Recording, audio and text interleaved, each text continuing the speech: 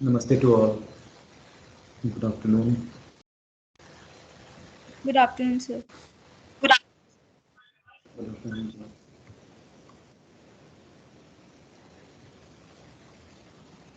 Good Namaste, sir. afternoon, sir. Namaste, namaste.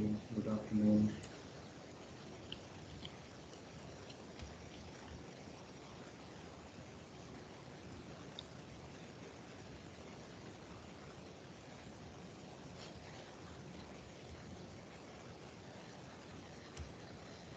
चलिए, जब से लोग कनेक्ट हो रहे हैं हम लोग प्रेयर कर लेते हैं। Seat erect, Gayatri. ओम भूर्भुवः स्वः तत्सवितुर्वरेण्यं भर्गो देवस्य धीमहि धियो यो नः प्रचोदयात्। आइए आज के टॉपिक पे हम लोग आते हैं। और आज का टॉपिक जो है वो तैत्तिरीय उपनिषद को लेकर हम लोग डिस्कस करेंगे। तैत्तिरीय उपनिषद क्या है, उसमें क्या आइडियोलॉजी है, उसकी क्या खासियत है, किस तरीके से वो एग्जिस्ट है और इसकी इम्पोर्टेंस इतनी क्यों है।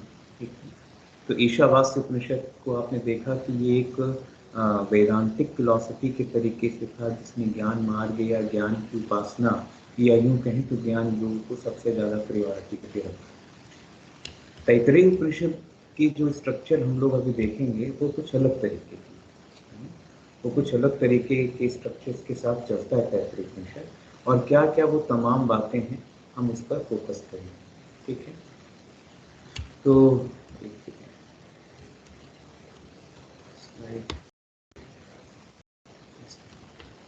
ये दिख रहा है सभी को? Yes, sir.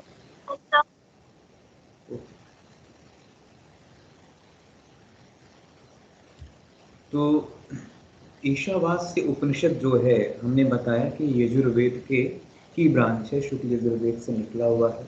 18 मंत्रों का एक बहुत प्यारा सा कैप्सूल है। 18 मंत्रों के साथ ये अपनी आइडियोलॉजी को रखता है और उसकी आइडियोलॉजी में सबसे बेसिक बातें क्या हैं तो उन्होंने कॉन्शियसनेस मीन्स इंडिविजुअल कॉन्शियसनेस और universe consciousness, difference between ignorance and the real knowledge, illusion and reality, the concept of spirituality, the enlightenment of the Brahma भाव, आत्म भाव, इस तरीके के जो कंसेप्ट हैं वो ईशावास्य उपनिषद में आए।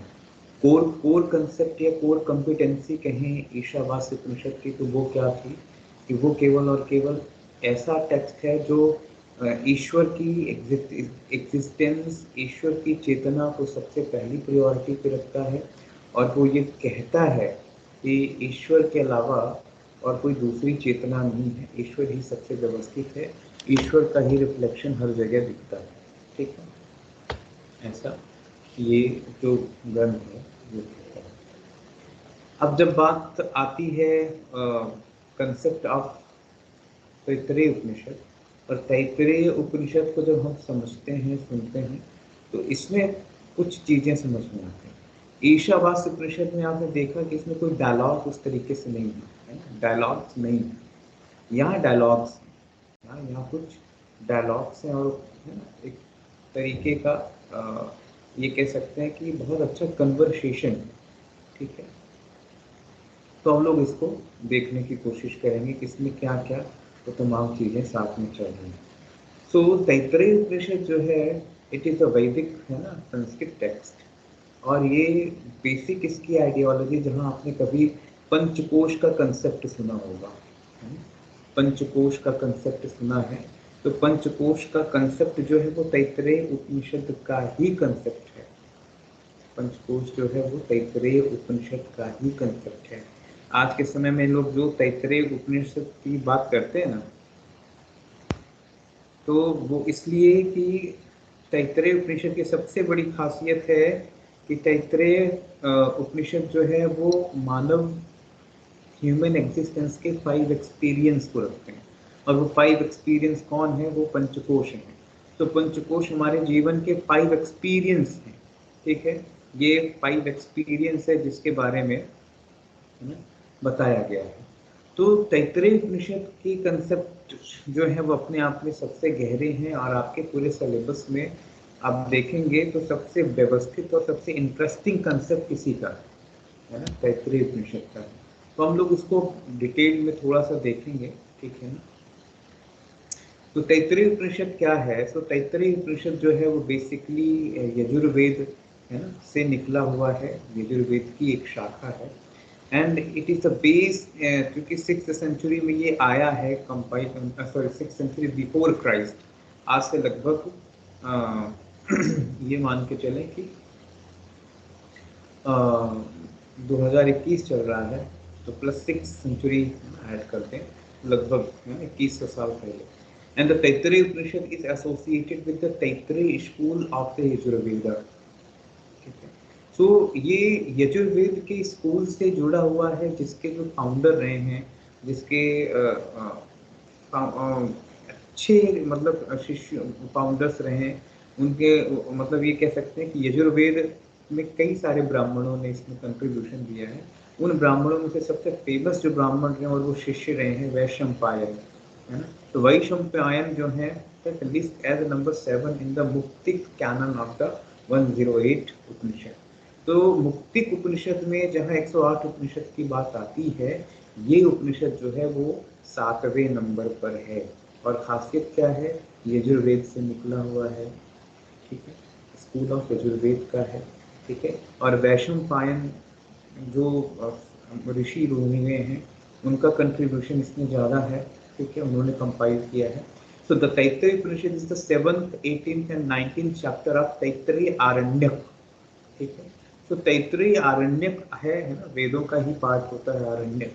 तो तैत्तिरीय आरण्यक से 7, 18, 17, 7th, 8th एंड 9th, 7, 8 और 9, ठीक है, 3 तरीके के जो चैप्टर हैं वो तीनों तैत्तिरीय उपनिषद के हैं। और वो कहाँ से लिए हैं?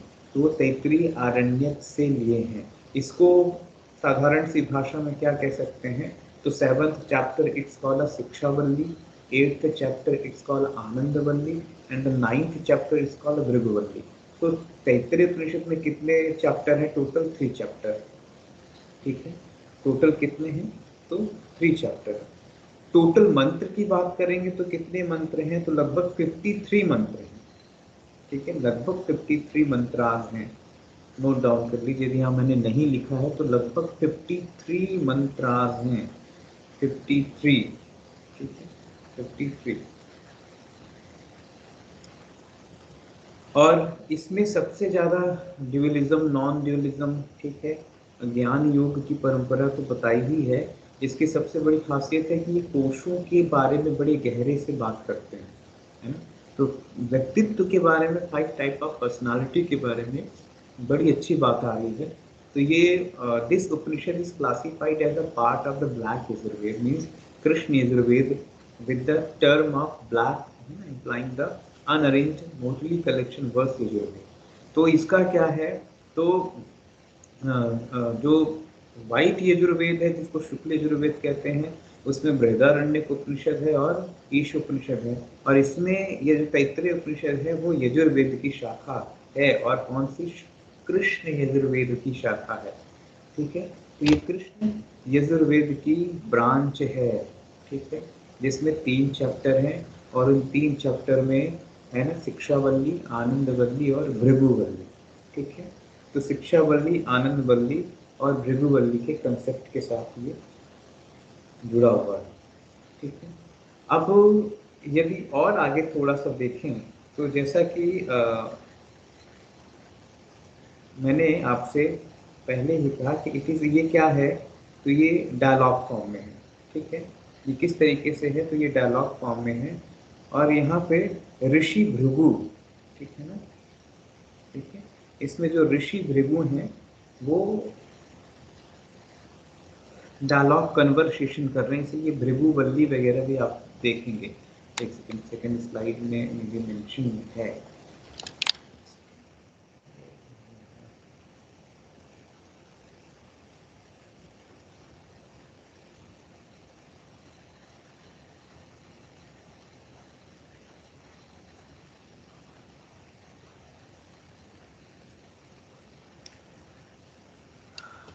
धीरे चल रहे हैं।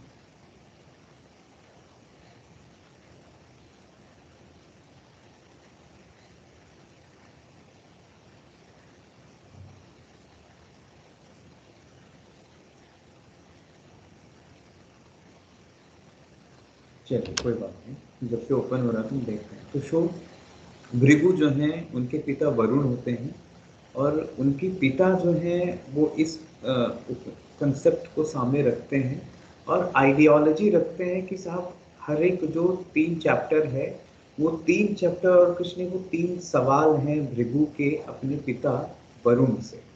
तो वरुण जो है वो किसके पिता हैं? भृगु ऋषि के पिता हैं, और भृगु अपने पिता से सवाल करते हैं।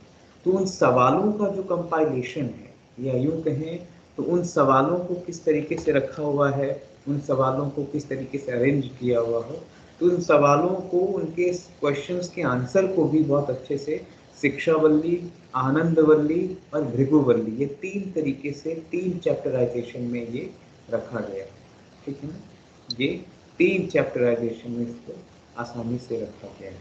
ठीक है, तो सबसे जो मेजर है हम लोग देखेंगे, एक second.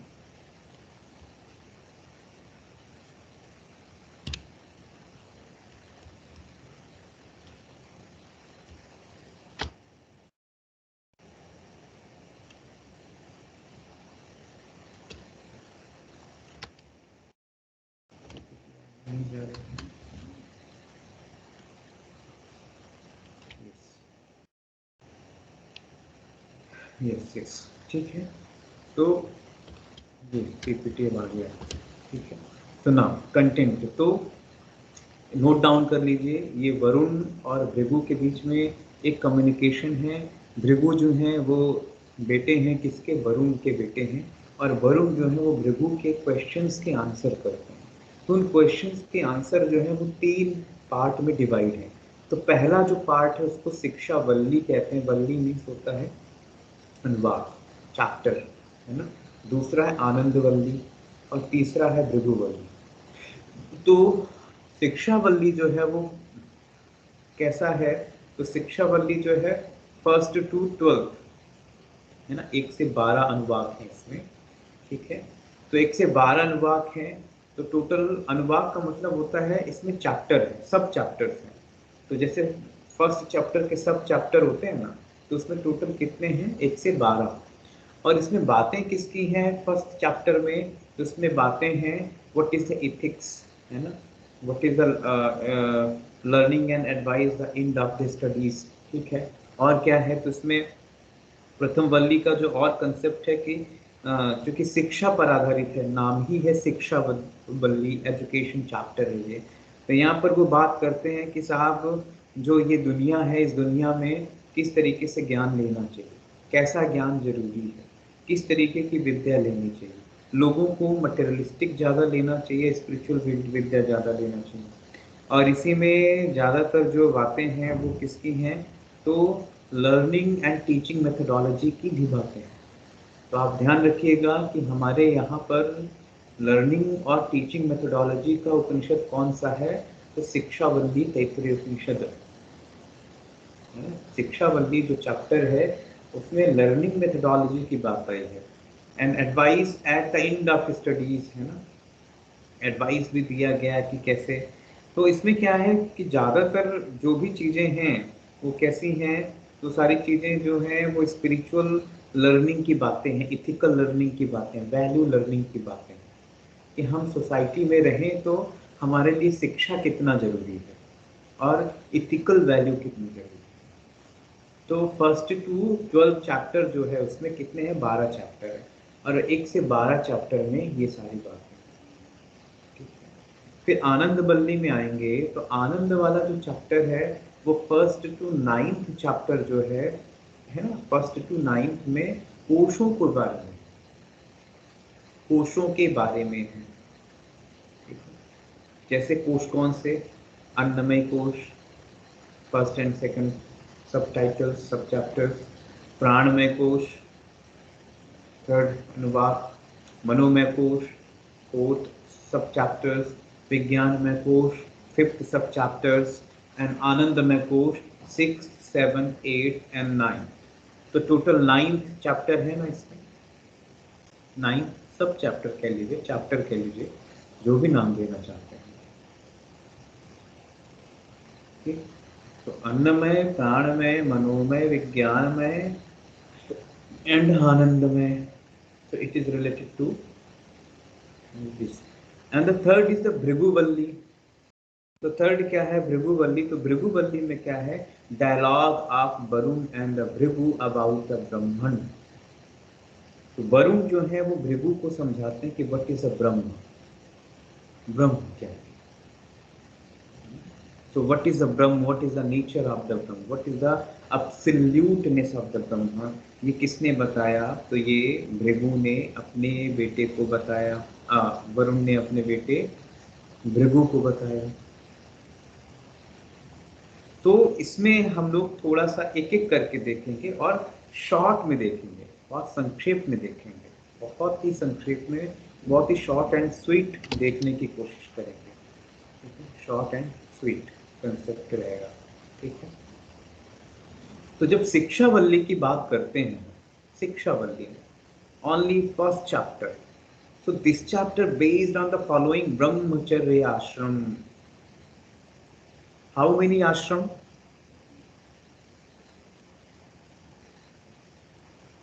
Anyone? How many ashram? हाँ, कितने हैं? The 4 ashram. Yes, 4 ashram। कौन कौन से हैं?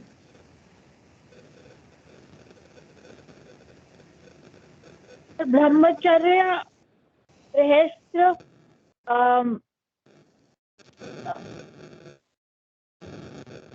और एक संन्यास और एक और है सर, वो याद नहीं आ रहा। वानप्रस्थ। तो इस उपनिषद की खासियत देखिए, वेरी ब्यूटीफुल। ये देखिए, शिक्षावल्ली इज रिलेटेड टू ब्रह्मचर्य। कहने का क्या मतलब है कि जब हमारा ब्रह्मचर्य का स्टेट होता है, state of the brahmacharya it's called when you just try to learning, when you है ना, getting a learning, when you getting education. आप जब when you taking a specific education, कोई भी एजुकेशन ले रहे होते हैं, वो टाइम पीरियड जो हमारा होता है वो हमारा ब्रह्मचर्य का होता है। ब्रह्मचर्य का टाइम पीरियड क्या है? So it is related to 24 below, 21 below, कई जगह है, कई जगह 23 बिलो है। तो 23 साल के पहले की जो उम्र है ना, 23 साल के पहले की जो उम्र है उसको ब्रह्मचर्य कहा गया। और इस शिक्षावल्ली में देखिए खासियत क्या है कि नाम ही है इसका एजुकेशन चैप्टर, और एजुकेशन चैप्टर में ब्रह्मचर्य आश्रम इज अ वेरी इंपॉर्टेंट, है ना। तो यहाँ पर क्या है? तो first chapter the based on the following of the ब्रह्मचर्य आश्रम, ठीक है। तो जैसा इन्होंने कहा कि जो ब्रह्मचर्य आश्रम है, गृहस्थ आश्रम है ना, वानप्रस्थ है, उसके बाद संन्यास है।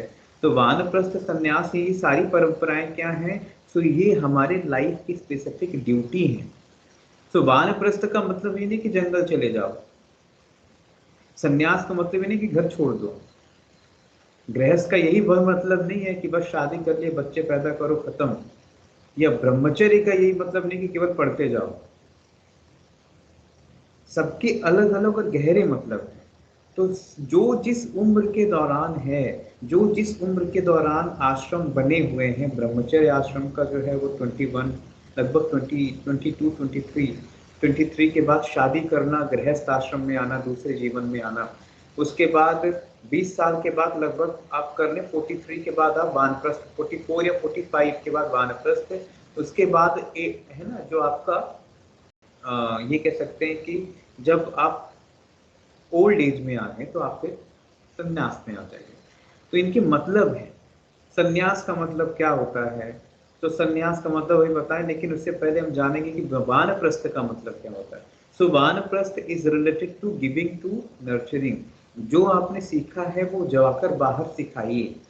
तो गृहस्थ के बाद वानप्रस्थ आ रहा है। तो वानप्रस्थ का मतलब क्या है कि जो भी आपके अंदर एक्सपीरियंस है, जो भी आपके अंदर इंटेलेक्चुअल विजडम है, जो भी आपके अंदर नॉलेज है, जो भी कैपेसिटी है, जो भी सेवा है, so vanaprastha is the Aradhana, Aradhana for the society. इसलिए बाहर निकलने को कहा इसमें कि बाहर जाइए और जो आपने सीखा हुआ है अपने जीवन से उसको बांटिए।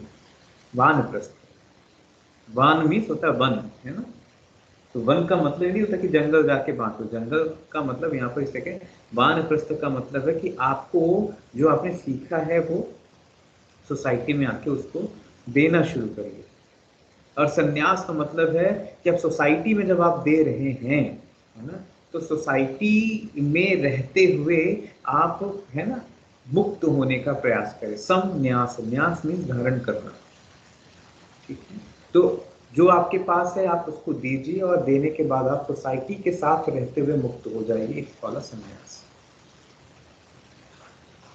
तो यहाँ पर क्या है, तो यहाँ पर the chapter based on following ब्रह्मचर्य आश्रम on the man making and the character building, है ना, व्यक्तित्व निर्माण और चरित्र निर्माण। So the building of the character and the making of the man personality. So व्यक्तित्व, so personality refinement and the character building. So personality development and character building, it is the part of the Siksha Valli. It is the main lesson plan of the Siksha Valli. तो शिक्षा वल्ली में ये चीजें बताई हैं कि किस तरीके से आप अपने पर्सनालिटी को ब्यूटीफुल कर सकते हो, ब्यूटीफुल तरीके से आप, है ना, रिफाइन कर सकते हैं। Mortality, so morality means नैतिकता, value education and the cultivation of a culture, value education and the cultivation of culture। तो ये क्या है, सो ये सारी चीजें कि आप अपनी संस्कृति को कैसे कल्टीवेट करते हैं, कैसे उसको रिफाइन करते हैं, कैसे उसको बाहर लेके आते हैं। सो कल्टीवेशन ऑफ गुड थॉट्स कहते हैं, कल्टीवेट ऑफ योर पर्सनालिटी, अंदर से बाहर निकालिए इन चीजों को।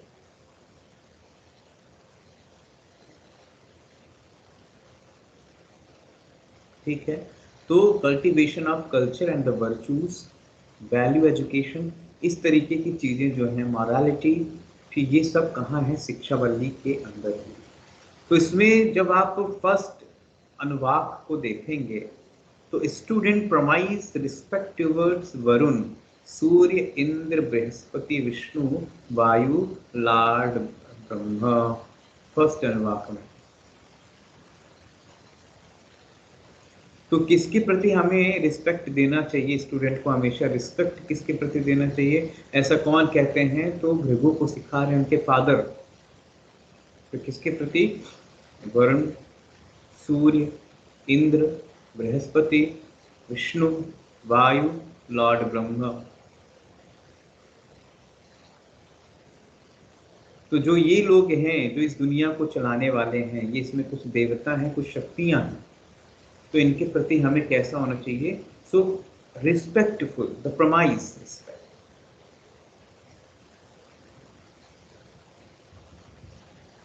ठीक है, उसके बाद क्या है, तो उसके बाद है phonetics and theory of connecting links, 5 महासंहिता। ठीक है, तो सेकंड एंड थर्ड अनुवाक में क्या है, सो फोनेटिक्स, कैसे प्रोनाउंसिएशन करना, उच्चारण कैसे करना है ना, किस तरीके से शब्दों के उच्चारण करने हैं, theory of the connecting links, है ना। तो it is some specific grammatical teaching and the 5 Mahasamhita, कौन कौन से संहिता है, 5 महासंहिता। तो samhita is the compilation of the shloka, compilation of the dialogue, is called a samhita. So Adilok, Abhijyotish, Abhividya, Adi Prajna, अध्यात्म, ये 5 महासंहिताएं हैं। और ये 5 महासंहिताओं में जो बातें हैं वो किसकी हैं, तो वो सारी बातें जो है वो एजुकेशन की बातें हैं।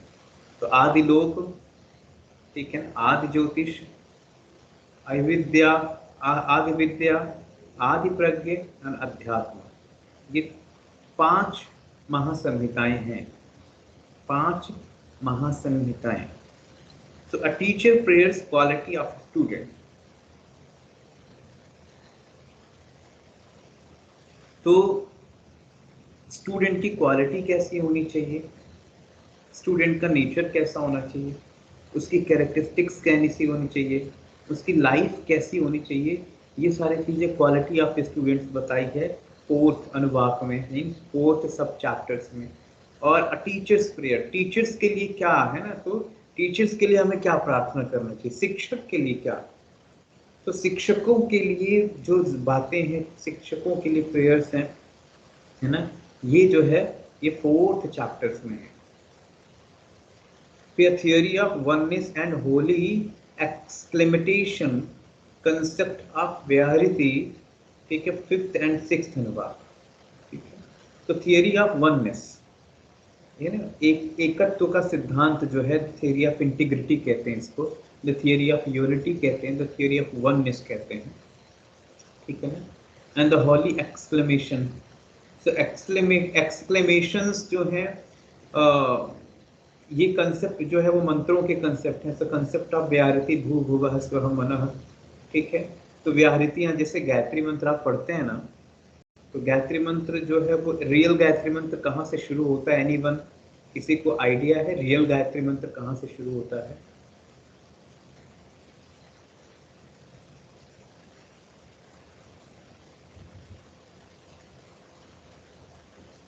एनीवन, किसी को आइडिया हो?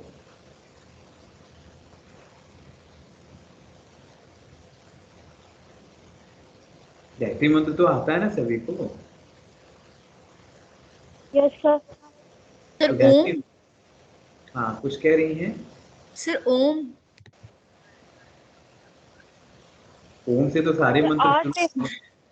आ कहाँ से? सर आ से, अ से। नहीं, पूरा गायत्री मंत्र जो है ओम भूर्भुवः स्वः तत्सवितुर्वरेण्यम भर्गो देवस्य धीमहि धियो न प्रचोदयात्, इसमें से गायत्री मंत्र कहाँ से शुरू हुआ है एग्जैक्ट? अच्छा, गायत्री मंत्र किस वेद का है? सर यजुर्वेद का। हाँ सारे वेद में मिलेंगे, लेकिन सर ऋग्वेद। ऋग्वेद, यस, ऋग्वेद से है। ऋग्वेद में गायत्री मंत्र देखा है आपने कैसा लिखा है?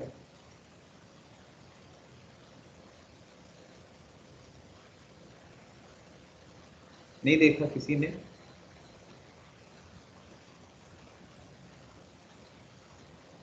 सर आई थिंक जो सर वो जो सर लास्ट में है वो सर सबसे पहले है ऐसा कुछ। मतलब कैसा लास्ट का सबसे पहले, मतलब? जैसे सर वो शायद मैं मतलब कंफर्म नहीं है मुझे, लेकिन शायद धीमही से शुरुआत है ऐसा लग रहा है मुझे। देखा है या नहीं ये बताओ। नहीं सर, मुझे मतलब एकदम मेरे इमेज जैसा है, बट मुझे याद नहीं आ रहा है कि मैंने कहाँ देखा है। मतलब देखा है, हाँ या ना? हाँ सर देखा है, बट वो ओम भूर्भुवः स्वः से शुरुआत नहीं है उसकी, मुझे इतना पता है। जब आप ऋग्वेद उठा के देखेंगे तो ऋग्वेद में गायत्री मंत्र, हालांकि गायत्री मंत्र कई वेदों में है, लेकिन बेसिक कंसेप्ट जो है वो ऋग्वेद से शुरू हुआ है। तो गायत्री मंत्र शुरू है तत्सवितुर्वरेण्यम भर्गो देवस्य धीमहि धियो यो नः प्रचोदयात्। कहाँ से शुरू है? तत्सवितुर्वरेण्यम भर्गो देवस्य धीमहि धियो यो नः प्रचोदयात्। फिर आपका सवाल होगा कि फिर सर ओम भूर्भुवः स्वः क्या है, होगा ना क्वेश्चन?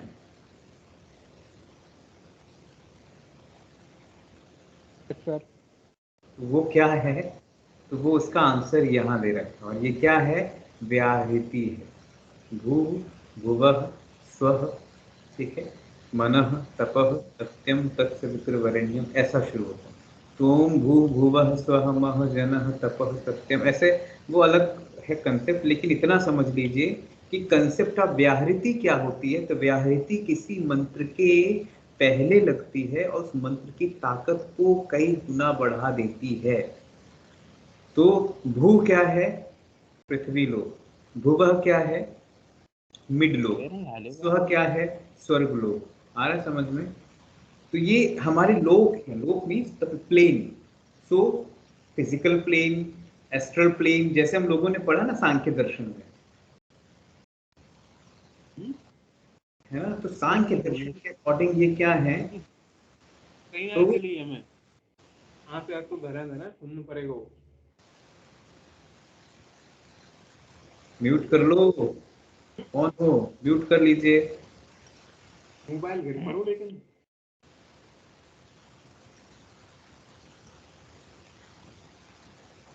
कर लिया म्यूट। चलिए, तो जो हमारे बॉडी के जो प्लेन्स है ना, फिजिकल प्लेन है, एस्ट्रल प्लेन है ना, शटल प्लेन है, काउजल प्लेन है, जैसे हम लोगों ने शरीर पढ़े थे ना, ऐसे ये शरीर ही है। तो मंत्र का भी एक शरीर होता है, मंत्र का भी बॉडी होता है, मंत्र भी फिजिकल होता है, मंत्र भी एस्ट्रल होता है, मंत्र का भी प्राण होता है। ठीक है, तो मंत्र का जो भू भुवः स्व है, it is related to physical, subtle and the astral. तो यहाँ पर क्या है, यहाँ कंसेप्ट ऑफ वेरिटी के बारे में है, द कंसेप्ट ऑफ वननेस के बारे में है। ठीक है, ये है 5th एंड 6th जो इनका सब चैप्टर है, शिक्षावल्ली। फिर 5th वाले में पार्ट आएंगे तो parallelism in knowledge and what is Om. तो ज्ञान के बारे में बताया है, ज्ञान के प्रकार के बारे में बताया है, ज्ञान का है ना पैरेललिज्म का मतलब क्या होता है। तो ज्ञान का पैरेललिज्म का मतलब ये होता है पैरेलल कितना चल रहा है नॉलेज। जैसे कोई भी ज्ञान चल रहा है, कोई भी ज्ञान लोग शेयर करते हैं, कोई भी बातें, कोई भी उपदेश, कोई भी है ना एक्सपीरियंस शेयर करते हैं, तो उसका इफेक्ट क्या है, वो समय के साथ कैसा चल रहा है, तो इसको कहते हैं पैरेललिज्म इन द नॉलेज। ठीक है, एंड व्हाट इज ओम। तो कंसेप्ट ऑफ ओम है ना, conceptual analysis of the Om, what is the Om. तो ओम के बारे में कहाँ है, तो शिक्षावल्ली में है।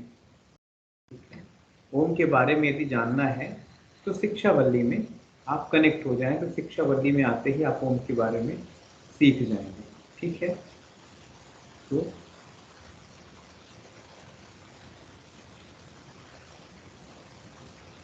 तो इस तरीके से यहाँ जो भी कंसेप्ट है ना, कंसेप्ट की बातें हैं वो क्या है, तो ये पहले चैप्टर शिक्षावल्ली के अंदर आए हुए कंसेप्ट हैं। ठीक है, क्योंकि नॉलेज का जो पैरेललिज्म है ना, उसको क्या कर रहे हैं, तो equanimous level of the knowledge, balance level of the experience level of the knowledge यहाँ पर शिक्षावल्ली में बातें। तो शिक्षावल्ली में ये बातें आई। तो उसके बाद फिर क्या है, उसके बाद ethical duty of human being. एक व्यक्ति के लिए इथिकल ड्यूटी क्या होनी चाहिए। ठीक है, और restaurant of mind and senses flow of the सत्य तप and study teaching of the spiritual scriptures. तो किस तरीके से हम अपने माइंड को रेस्ट्रेंट कर सकें, कैसे हम अपने माइंड को रेस्ट्रेंट कर सकें, ये किसमें है, तो it's related to first chapter. It's related to first chapter, how to control your senses and what is the flow of the satya, what is the flow of the tapa,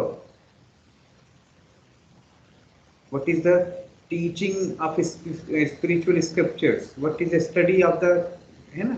तो जो 9th सब chapters उसमें क्या बातें हैं, तो basic बातें what is the ethical duty of human being.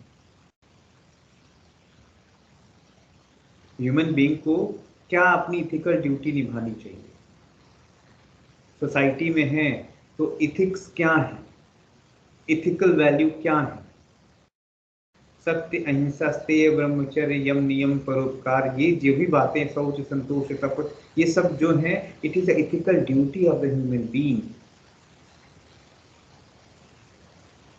तो आप पाएंगे कि घूम फिर के हम लोग कहीं न कहीं योग के बेसिक फंडामेंटल है ना कंसेप्ट में ही हैं।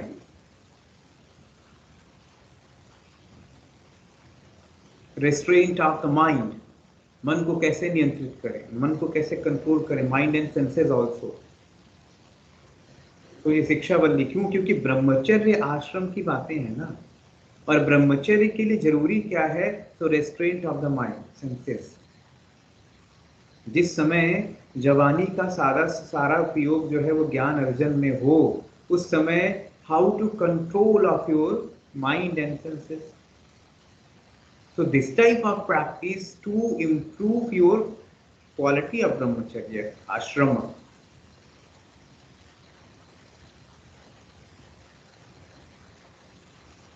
ठीक है, तो ये बेसिक कंसेप्ट सत्य के बारे में, तप के बारे में, और तप को तो हर जगह बड़े प्रायोरिटी पे रखा गया है, इसलिए विद्यार्थी जीवन को तपस्वी जीवन कहा गया है। आज के समय में फर्क है, बहुत फर्क है कि जितनी लग्जरियस लाइफ है या हम जितने बड़े खानदान से आते हैं या जितने पैसे वाले होते हैं, जितनी रईस खानदान से होते हैं, हमारी लाइफ स्टाइल में तप और सत्य उतना ही छोटा होता है। गरीब लोगों में और अमीर लोगों में एक बड़ा बेसिक फर्क जो है वो समझ में आता है कि जो अमीर लोग की स्टूडेंट है, अमीर लोग जो अमीर विद्यार्थी हैं वो क्या हैं, तो उनका सत्य और तप कम होता है, और जो गरीब लोगों का सत्य और तप वो ज्यादा होता है। वो किसी भी सिचुएशन में ढल सकते हैं, किसी भी सिचुएशन में पढ़ सकते हैं, लेकिन जो बड़ी औलादें होती हैं उनके लिए किसी भी सिचुएशन में ढल पाना मुश्किल है, क्योंकि उनकी ट्रेनिंग ही वैसे नहीं मिली उनको। तो जब ऐसी ट्रेनिंग नहीं मिलेगी तो कहानी पूरी तरीके से खत्म होगी।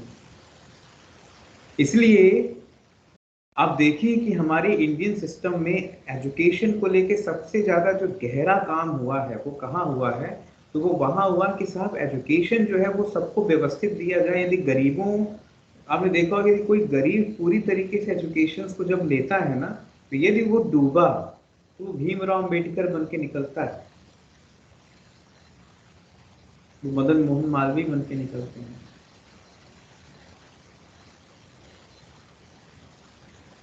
तो भीमराव अम्बेडकर की लाइफ स्टाइल आप देखें, उनके लाइफ के जो ब्रह्मचर्य आश्रम रहे हैं बड़ी तकलीफ भरे रहे हैं, क्योंकि जिन दौरान भारत में शिक्षा पद्धति कैसी थी, तो शिक्षा पद्धति रिलेटेड टू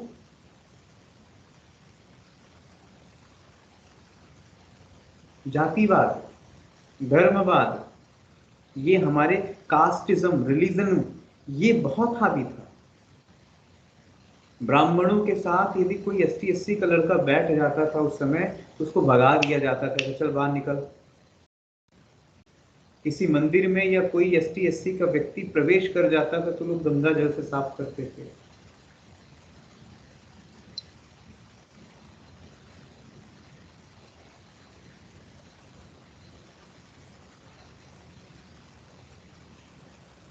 सोचिए, तो लोगों ने विरोध किया इसका, वे शिक्षा में, चिकित्सा में, योग्यता में सबका अधिकार है, सब अपने तरीके से काम करें और करना भी चाहिए। और ये परंपरा केवल पुरानी नहीं है, ये आज के समय भी तथाकथित कुछ जगह चलती है। आप में से कितने लोग गांव से हैं मुझे नहीं पता कि रियल गांव से आप आते हैं, हम गांव के हैं, तो हमारे गांव की परंपरा आप देखें। हमारे दादाजी के ज़माने में, जब हमारे दादाजी जिंदा हुआ करते थे, क्योंकि हम लोग राजपूत हैं, क्षत्रियों का एक अलग तरीके का वहाँ रुतबा है, हालांकि मुझे वो नहीं पसंद होता था, लेकिन फिर भी एक अलग तरीके की ऐठन, उनका इतना दहशत, उतना रोब होता था कि जो ST/SC शेड्यूल के होते थे वो दूर से जूता निकाल कर हमारे घर आते थे और दूर पे ही बैठते थे। जिस बर्तन में खाना खाने को उनको दिया जाता था, वो बर्तन बेचारे खाना खाते थे और खुद धुलते थे 3 से 5 बार राख से, उसके बाद फिर पानी से। तो ये क्या है, तो here the concept of the flow of सत्य and तप। तो जिन लोगों में सत्य और तप ज्यादा गहरा है वो लोग शिक्षा को गहरे तरीके से जी गए। तो शिक्षा वल्ली में ये बताया गया है कि जब आप ब्रह्मचर्य आश्रम में होते हैं, जब आप ब्रह्मचर्य आश्रम को पालन कर रहे होते हैं, तो आपके साथ सत्य और तप का बल होना बहुत जरूरी है। सत्य और तप का बल होना बहुत जरूरी है, और इसी एज में आपकी खासियत होनी चाहिए कि study and the teaching of the spiritual scriptures. पढ़ना शुरू करिए, तो वह आप स्पिरिचुअल स्क्रिप्चर्स को पढ़ते हैं, उनकी टीचिंग्स करते हैं, तब हमें समझ में आता है कि यस, कुछ हम सीख रहे हैं। तो ग्रंथों से दोस्ती करिए, आर्ष ग्रंथों से, एंसेंट जो आपके हैं ना स्पिरिचुअल जो स्क्रिप्चर्स हैं उनसे फ्रेंडशिप करें। So this is ethical duty our, हमारी इथिकल ड्यूटी है। ये कौन बता रहा है? तो ये शिक्षावल्ली का 9th नंबर का जो सब चैप्टर है वो बता रहा है।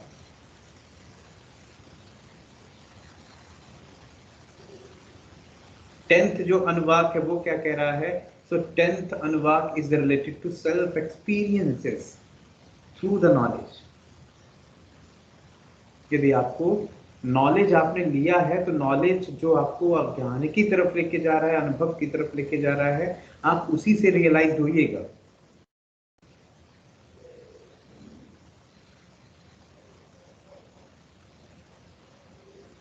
So it is a self experience. And 11th अनुवाक, ये 1 2 3 को लेके कंफ्यूज मत हो जाएगा, है ना। ये जो साइड में लिखा हुआ है 1 2 3, इसको लेके कंफ्यूज मत हो, ये तो बुलेट थे, ये तो नंबर आ जाएंगे, है ना। हम यहाँ पर ये अनुवाक जो है ये सब चैप्टर है। सो 11th अनुवाक में क्या? Convocation address to graduating student living ethically. कितनी सुंदर बात है। हम कन्वोकेशन आज मनाते हैं। कन्वोकेशन की हिंदी क्या कहते हैं? तो दीक्षांत। दीक्षांत is the Hindi synonyms of the convocation, Hindi meaning of the convocation. तो यहाँ क्या था, जो ग्रेजुएट हो जाते थे स्टूडेंट, जो यूजी या पीजी के होते थे, तो ग्रेजुएट होने के बाद उनकी जो ड्यूटी होती थी वो क्या होनी चाहिए, कन्वोकेशन में ये बातें की गई।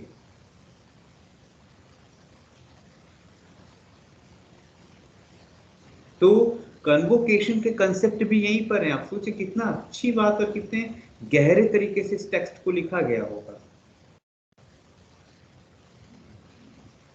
अभी जितने भी अच्छे इंस्टीट्यूशन है, बीएचयू है, डीएसबीबी है, और भी अच्छे जो इंस्टीट्यूशन है, वहाँ हिंदी इंडियन कल्चर पे वो कन्वोकेशन शुरू कर दिया है।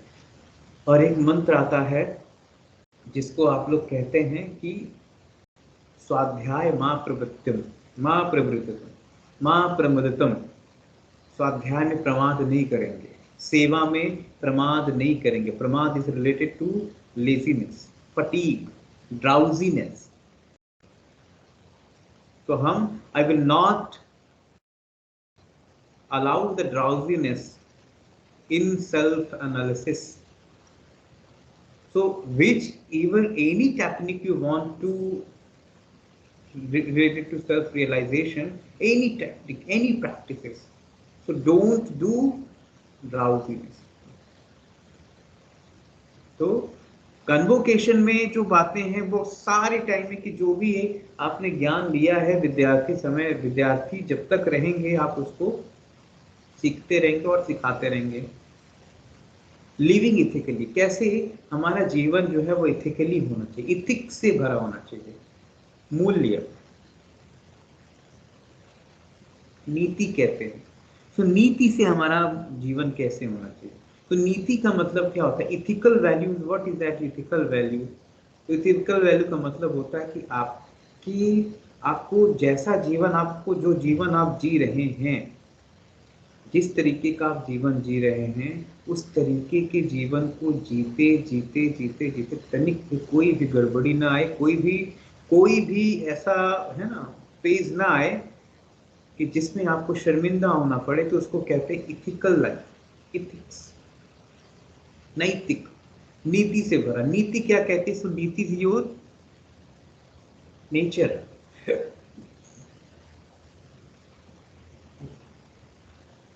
तो जैसा आपका नेचर वैसा आपका नीति। समझ में। एंड 12th अनुवाक क्या है? सो 12th अनुवाक जो है वो is related to graduating student acknowledgement. तो ग्रेजुएटिंग स्टूडेंट, जो स्टूडेंट ग्रेजुएट हो रहे हैं, अब उनका acknowledgement. What is acknowledgement? So acknowledgement means that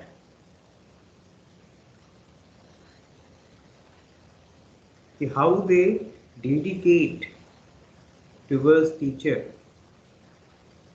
What is the value behind, what is the importance of teacher to nurturing him or her. So it's called acknowledgement.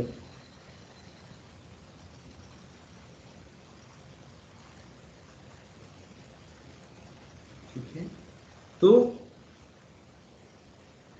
यहाँ जो basic बातें हैं वो हमने आज फर्स्ट चैप्टर की सीखी। ठीक है, तो चलिए एक बार रिपीट कर लेते हैं। हम लोग आज फर्स्ट का केवल देख रहे हैं और इसका नाम था शिक्षावल्ली, है ना। शिक्षावल्ली कहा, तैत्तिरीय आरण्यक का भी एक ये चैप्टर है शिक्षावल्ली, उसके बाद आनंदवल्ली, फिर भृगुवल्ली है। ठीक है, तो चलिए एक बार रिपीट कर लेते हैं कि हम कहाँ थे। तो तैत्तिरीय उपनिषद के बारे में हमने बताया कि तैत्तिरीय उपनिषद जो है वो कृष्ण यजुर्वेद की शाखा है, यजुर्वेद का एक ब्रांच है, और यूं कहें तो वो 6 BCE में बना, और जो कि 108 उपनिषदों में 7th नंबर का उपनिषद है। वैशंपायन जो है इसमें जो है ना, ये attribute to the peoples of sage, तो इसमें सेज वैशंपायन का एट्रीब्यूशन ज्यादा दिखता है। और क्या है, तो जो तैत्तिरीय उपनिषद जो है वो तैत्तिरीय आरण्यक का 7th, 8th और 9th चैप्टर है। तो तैत्तिरीय आरण्यक का 7th, 8th, 9th चैप्टर होने की वजह से वो तैत्तिरीय उपनिषद कहलाया। और उसको 7, 8 और 9 चैप्टर कौन कौन से थे? Here is the Shikshavalli, Anandavalli and the Bhriguvalli. तो Shikshavalli, Anandavalli, Bhriguvalli, it is a 3 chapter of the Upanishad. कौन कौन सा है? तो शिक्षावल्ली 1 to 12 अनुवाक, मीन्स 1 से 12 सब चैप्टर्स हैं इसमें। आनंदवल्ली में 1 से लेकर 9 चैप्टर हैं, और भृगुवल्ली में जो है 1 से लेकर 10 चैप्टर हैं। टोटल सभी को मिला के कितने मंत्र हैं? 54 मंत्र हैं, 54 मंत्र हैं। फिर हमने शिक्षावल्ली को देखा, तो शिक्षावल्ली को कहा this chapter is basically following the ब्रह्मचर्य आश्रम। ब्रह्मचर्य आश्रम को लेके ये फॉलो कर रहा है। ठीक है, जिसमें मैन मेकिंग और कैरेक्टर बिल्डिंग की बात आई, morality, value, education, the cultivation of the culture and the virtues, इसकी बातें आई। फिर इसमें बातें किसकी गई? What is the behaviour of the student, what है ना, what is the respect element of the for the student. तो वरुण, सूर्य, इंद्र, बृहस्पति, वसु, विष्णु, वायु, लॉर्ड ब्रह्मा। फिर दूसरा देखा 2nd और 3rd अनुवाक में, तो phonetics and the theory of the connection links, 5 महासंहिता की बात हुई। फिर 4th अनुवाक में पर्टिकुलर प्रेयर्स ऑफ टीचर्स की बात आई, क्वालिटी ऑफ स्टूडेंट की बात है।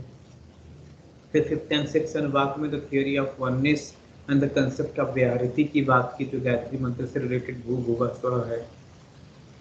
फिर particular what is Om, Om के कंसेप्ट को यहाँ पर समझाया इन्होंने कि what is the Om and what is the parallelism of the knowledge। और क्या है, तो what is the ethical duty, what is the how to restraint of your mind, how to restraint of your senses, flow the satya tapa and the study of the teaching of spiritual scriptures। And the 10th अनुवाक, it's related to self experience through knowledge, self experience through knowledge। And 11th is related to a specific convocation ceremony for addressing the graduation student and living ethically। Now last anuvak is related to graduating student acknowledgement, graduating student acknowledgement, तो कैसे उनके जीवन का acknowledgement काम आना चाहिए, ये सारी बातें हमने यहाँ से पहले ही चैप्टर में देखी। सो तैत्तिरीय उपनिषद का पहला चैप्टर कंप्लीट। अब जो 2 चैप्टर हैं, आनंदवल्ली और Bhriguvalli, so will discuss in next time. तो आनंदवल्ली एंड द भृगुवल्ली, ठीक है ना?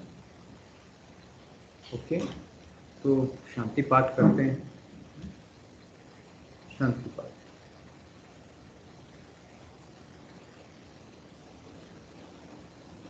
ओम विश्वानि देव सवितर्दुरितानि कराशुभ यद्भद्रं तन्न आशुभ ॐ शान्तिः शान्तिः शान्तिः सर्वारिष्टसु शान्तिर्भवतु। Thank you to all. Thank you, sir. Thank you. Thank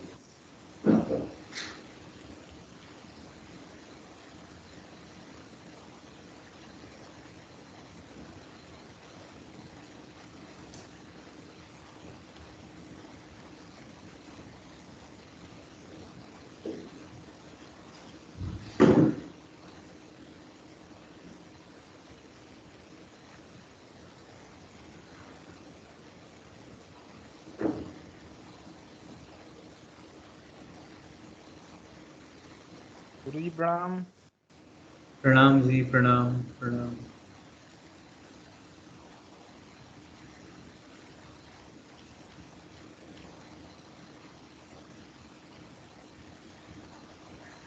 sir can be leave sir? हाँ जी, हाँ, यू कैन लीव। मेरा कुछ नेटवर्क इशू है।